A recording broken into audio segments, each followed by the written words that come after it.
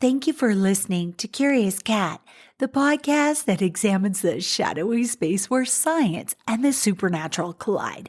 I'm your host, Jennifer Holtz. Join me every week as I explore what it means to be a soul in a meat suit. Welcome to Curious Cat.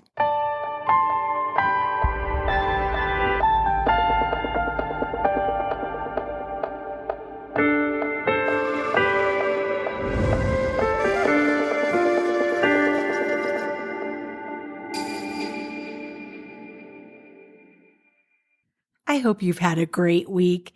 I have a dog at my feet and he's trying to be good because it's almost time for food. So if you hear him barking or maybe even snoring if he nods off, that's Cooper.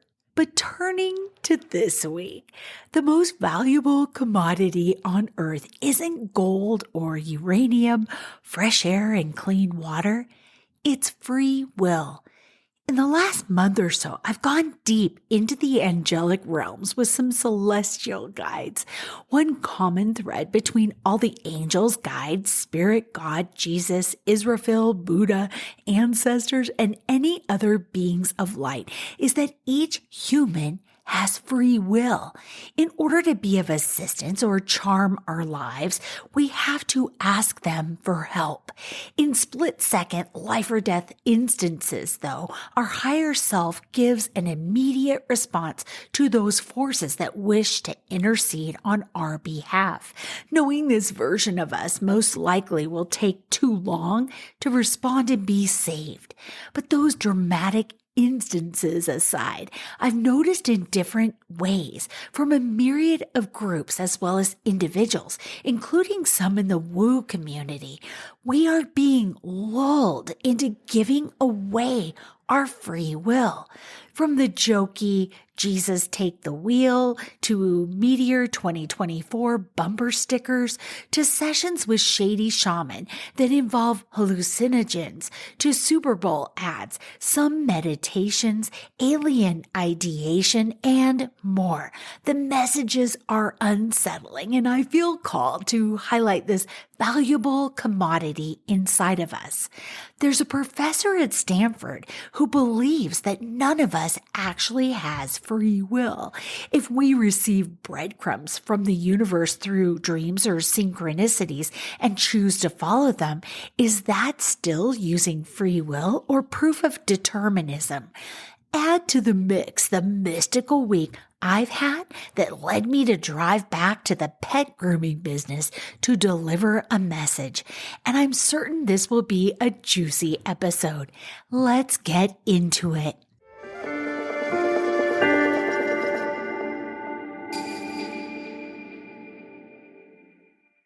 Before we dive in, here's a quick rundown of free will, how it's largely defined, what it is related to, and who is on the record for putting the concept into words first. Free will is the ability to make choices and act independently of external factors. It's a philosophical concept that includes the idea that humans are responsible for their actions.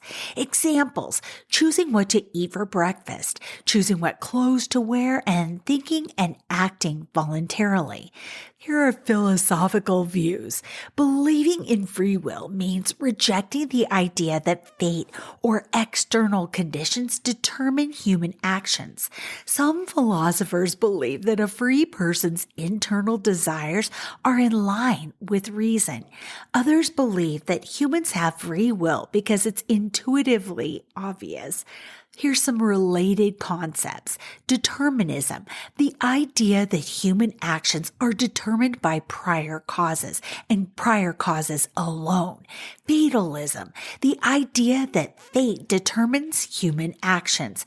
Or predestination, the idea that human actions are predetermined. They're all interrelated, right?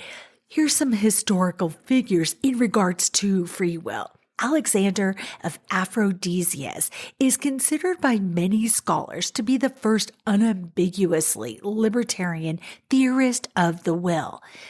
Oxford Languages defines free will thus: the power of acting without the constraint of necessity or fate, the ability to act at one's own discretion. Here's some synonyms they give: volition, independence, self-determination, self-sufficiency, and autonomy.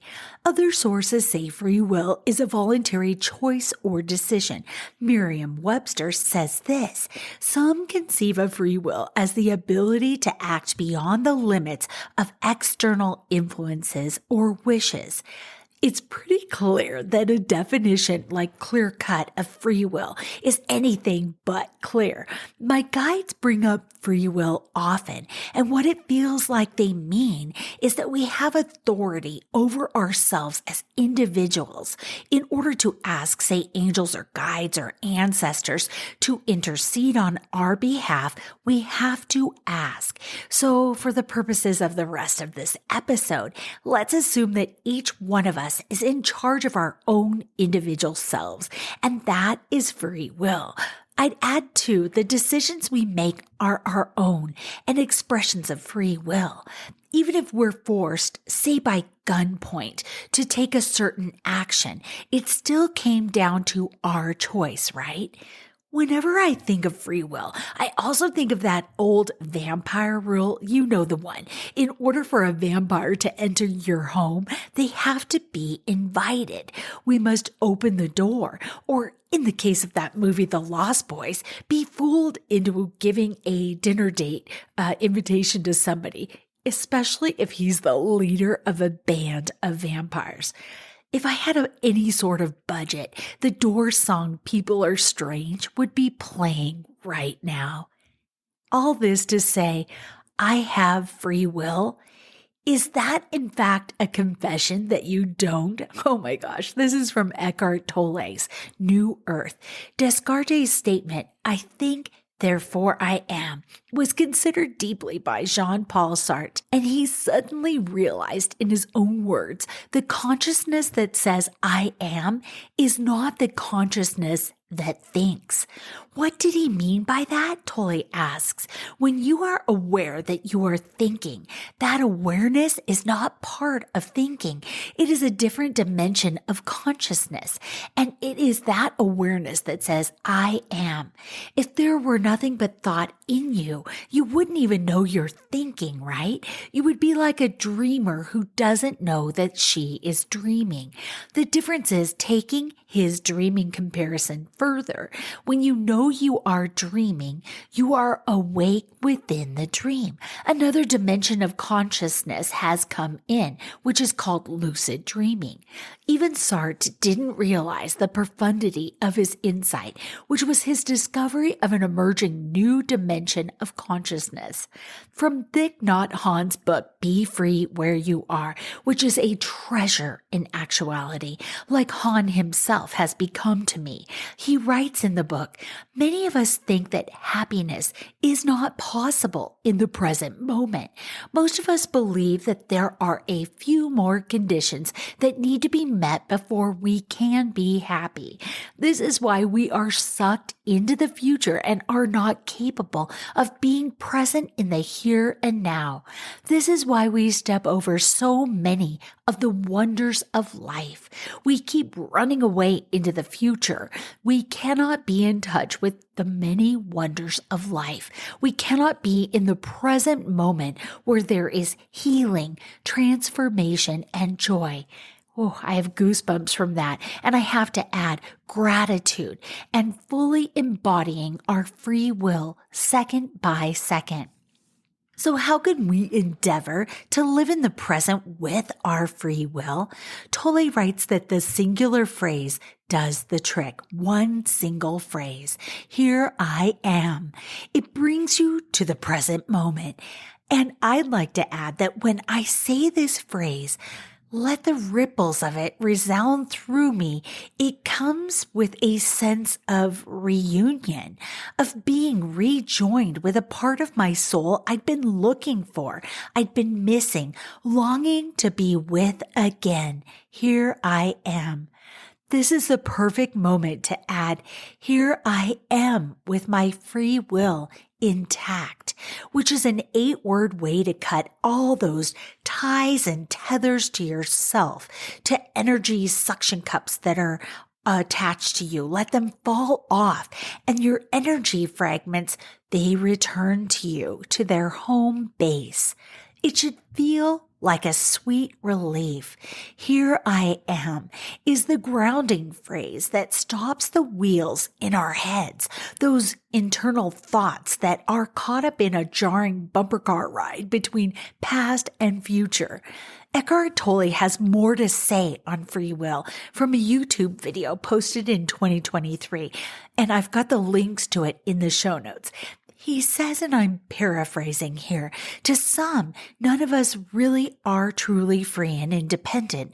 We are parts of the entirety of the universe. He put it this way, like waves are something the ocean does.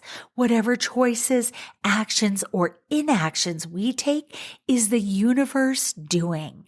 He goes on to say, from the point of our egoic selves, we can never experience freedom or free will because we are conditioned by the past. The key is awareness, living in an aligned way to the present moment, and that unlocks free will. The freedom to do as we choose, not because of past duties or obligations or past perceptions of us held by others and ourselves, or to the future possibly a payoff, but in the present moment, in all of its purity, we choose now, and that is an expression of freedom. I was rereading Joseph Campbell's excellent work, The Power of Myth.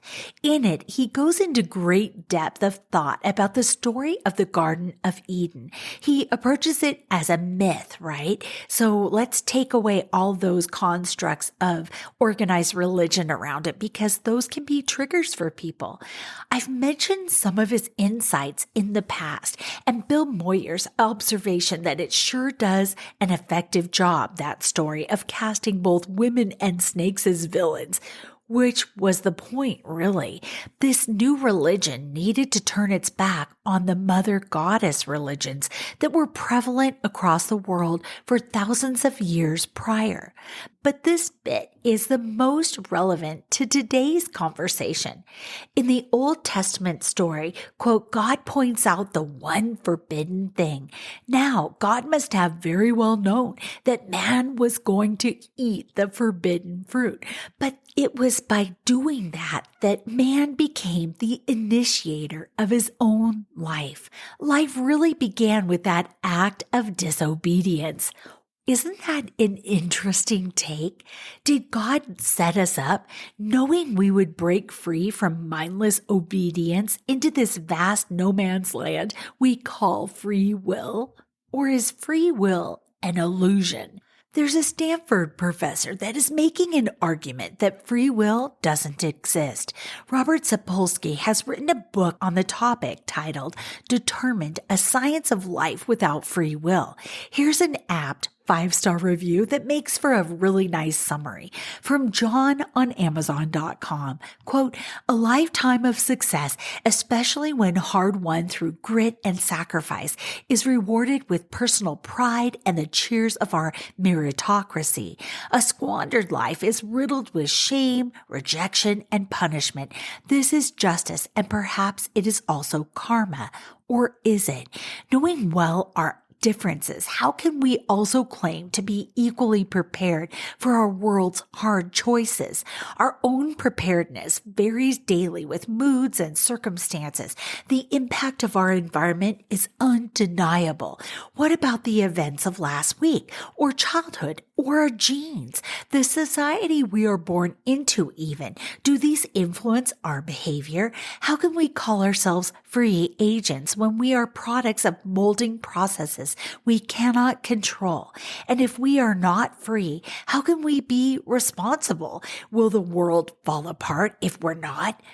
In this book, neuroscientist Robert Sapolsky conducts a thorough scientific, philosophical, and social investigation of free will. He walks us through every step of decision-making at a neuronal and molecular level, complete with a deep dive into the physics of quantum indeterminacy, chaos, and emergent complexity. And his conclusion is that we choose as freely as tornadoes, not fully predictable, but fully determined. And he gives us a quote from the book. Quote, "While it sure may seem at times that we are free to do as we intend, we are never free to intend what we intend," end quote. I imagine the 19th century German philosopher Arthur Schopenhauer nodding his head in agreement. But if we are not free, we are not responsible. If we believe this, won't our world collapse into mayhem? As Sapolsky puts it, quote, "Will we run amok?" And the answer to his research points to, though not absolutely convincing, seems to be no. And this is where the treasure of the book lies, because in a world without free will, rational thought compels us toward a particular worldview, one that mirrors the ideals of spiritual thinkers throughout history. Quote, "To view humans without judgment or the belief that anyone deserves anything special, to live without a capacity for hatred or entitlement," end quote. What about justice, he asks. In a judgment-free world, retribution and punishment are buried. Quarantine and empathetic constraints grow to replace them. No more convincing people who are suffering to also hate themselves. Merit becomes a success of the society at large, not the individual, and likewise with its opposite. Empathy and humility replace egoism and indifference. It turns out that when we stop chasing the mirage of freedom, we find meaning all around us. My only major complaint about this book is there are no turtles on the cover, but don't let that stop you. Read it, look down, and thank your turtles for getting you here. I love that amazing review, and it gives you a great overview of the book. I've not read the book myself, but I watched 2 lengthy interviews with Sapolsky. One was Kurt Jaimungal of Theory of Everything, and the other was Big Think, and they're linked in the show notes if you want to take a look and listen as well.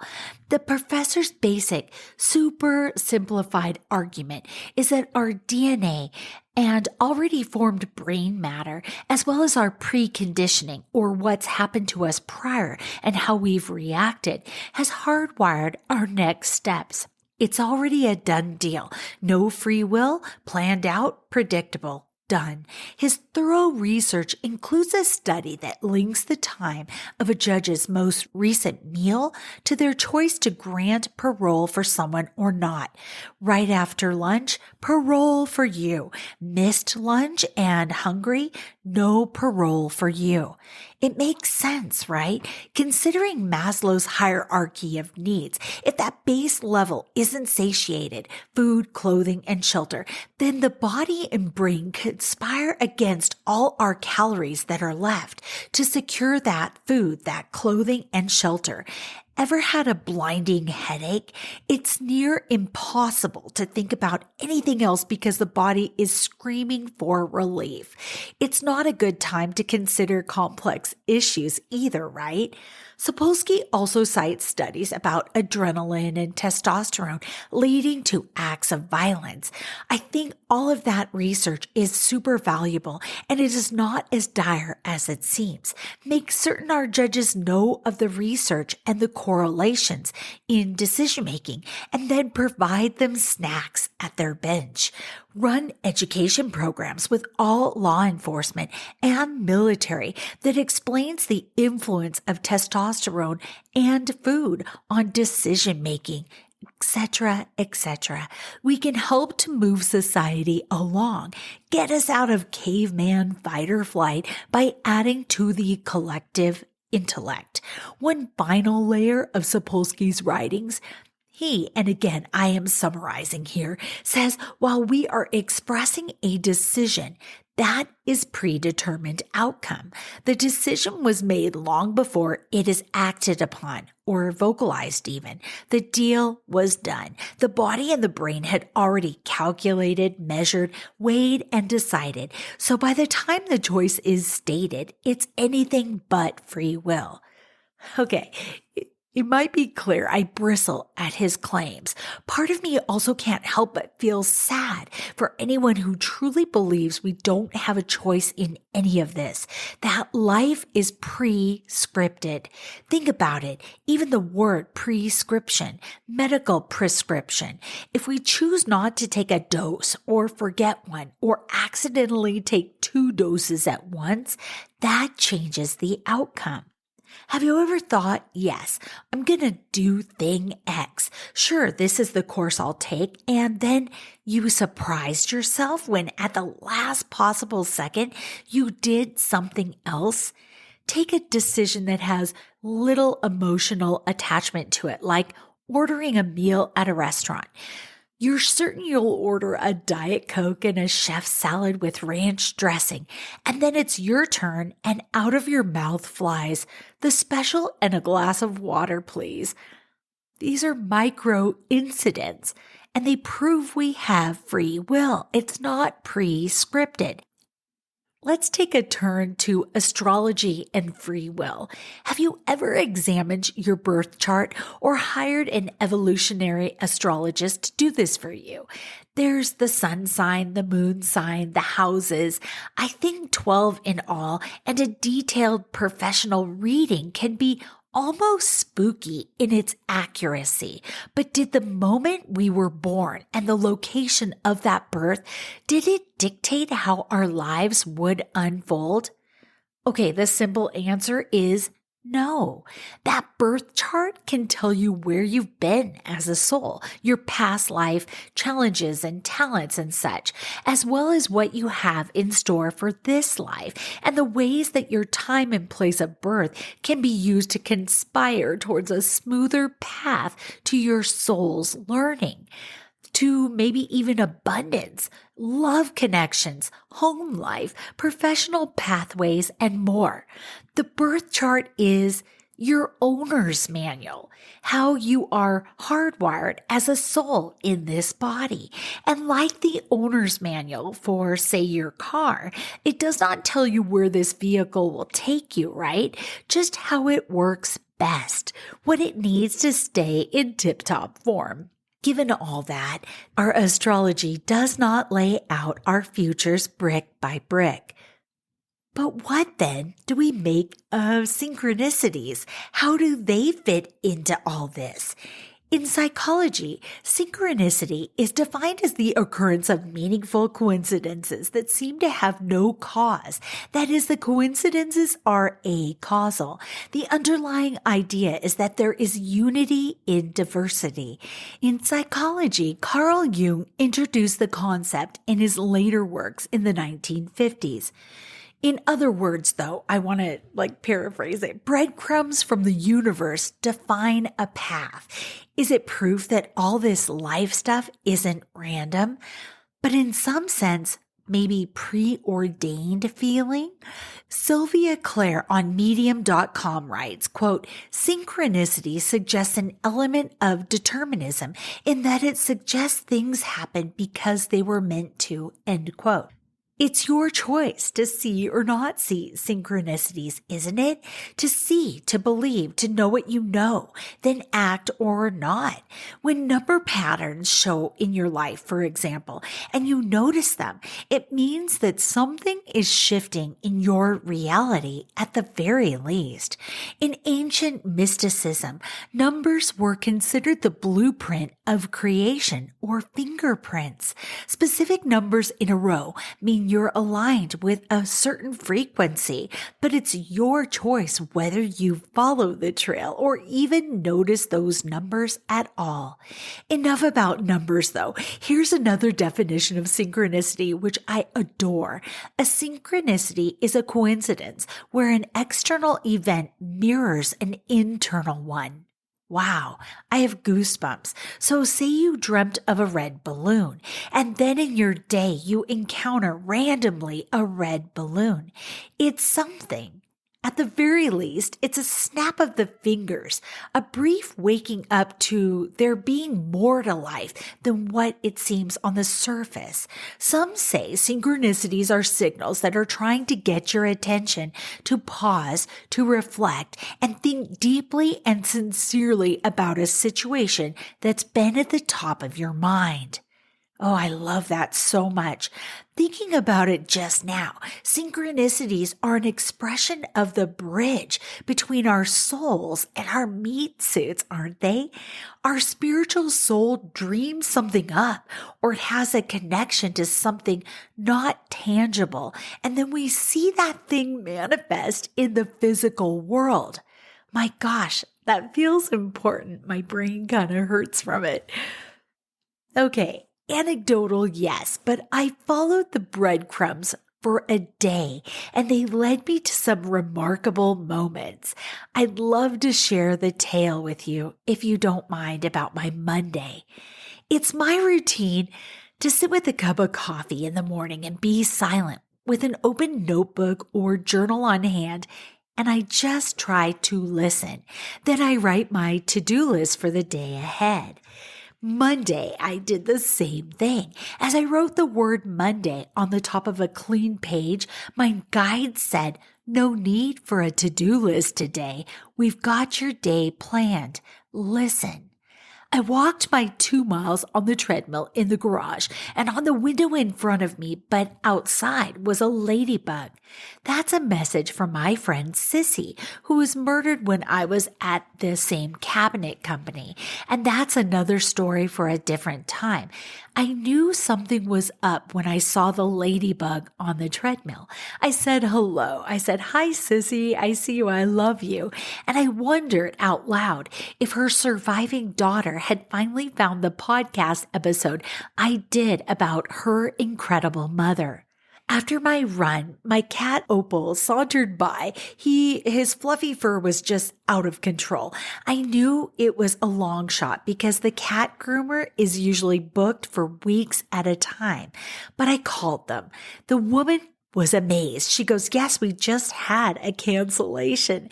Can you bring Opal now?"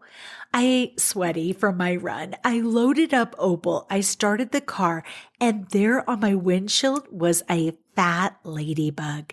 Mind you, it's still winter. The bug remained on the glass, and when I returned to the car after dropping off Opal at the cat groomer, it was gone. I received a text 20 or so minutes later that Opal was ready to be picked up. When I reached for the door to the groomer, there sat the ladybug. I knew Sissy wanted me to connect the dots, and my mind just was hoping maybe this has to do with her surviving daughter or granddaughter. I always send her daughter my thoughts of love and protection. I was thinking she would be about 37 or 38 years old right now. So with that in mind, I went inside the cat groomer and I paid. And the cashier, a young woman of maybe 20, she couldn't even stand to look at me. She averted her eyes. I left with Opal. Once home, my belly bubbled. I knew there was a message I had to deliver. I had to go back to the groomer and I had to ask. It took everything I had to do it. I returned to the shop, and in the parking lot, I almost thought to myself, I feel like I'm going crazy. They're going to think I'm crazy. This could go so badly. I'm just going to start my car and go home. They'll never know. But my stomach told me I had to go inside. I had to deliver the message. I went inside the shop and the owner came over immediately. She said, "Is everything okay?" And I nodded. "Opal is perfect. You guys do a great job. I'm here for another reason." I was embarrassed to tell her, but I had to because my stomach would continue to hurt until I delivered the message. I told her about the ladybug, about my friend Sissy, who'd been a drug and alcohol addict and had cleaned up her act so that she could make a better life for she and her daughter. But then she was tragically murdered. The owner turned ash white. I asked if anyone there was named Megan, which is Sissy's daughter's name, or had lost a mother tragically. She said she knew who I was there to speak with, and she left for the break room. In minutes, she returned with a young woman that couldn't stand to look at me. I asked if her mother died tragically, if she had used alcohol or drugs. She nodded. I told her about my friend Sissy, and she began to cry. So did I. I told her that the ladybug wasn't for me, but her, that her mother was reaching out to her to say she's okay. She's okay on the other side. She's got her shit together on the other side, and that she needed her daughter to know two things. First, that she loved her daughter so goddamn much. And second, that she was available to charm the fuck out of her life, from parking spots to job offers to whatever else she could help. The woman asked if she could hug me, and we stood there hugging for the longest time. I told her that I was sorry for cussing, and she told me that's exactly how her mother spoke. I asked her if she forgets that she's lovable and wonderful, and she said, all the time. The young woman had gorgeous tattoos down her arm, and I touched her wrist, and I said, you have to put a tattoo somewhere that you see often, and every time your eye lands on it, it reminds you to say to yourself, I'm wonderful, I am lovable, I deserve love, my mother loved me. And the ladybug, yeah, it wasn't for me. I said it out loud to her maybe 3 times. It was your mother. She's going to show up to you as ladybugs if you want her to. She hugged me again and said thank you for the messages from her mother. I didn't want to go in that shop and convey the message. I almost turned my car around and went home. I didn't know how the ladybug connected us, but then all this happened. The ladybugs were for her, not me, but they captured my attention because of my friend Sissy. The person I was expecting to meet was her daughter or her granddaughter, but the ladybugs are now a sign that this precious young woman and her mother are in touch again. They're reunited. Thank you for listening to Curious Cat. I'm grateful for you. Until next week, stay curious. I love you.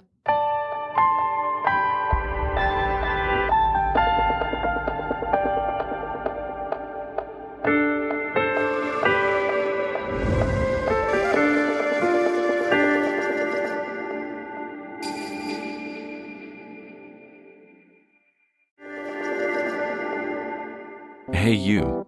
Yes, you. Are you looking for a new podcast that appeals to your scientific curiosity, but is also a little bit spooky? Show me how I died in a past life. Well, look no further, because this cat is where it's at. He had concerns about the ethics surrounding AI, feeling they had achieved consciousness. Curious Cat Podcast examines the shadowy space where science and the supernatural collide. Listen every week with your host, Jennifer Holtz, as she and her guests explore what it means to be a soul in a meat suit. We were healing karma together. They were all kind of predestined to resolve something. Listen on all your favorite streaming apps and continue the conversation on Twitter at CuriousCatPodCA, or find Jennifer and all her links at Jennifer L. Holtz, spelled HOTES.com.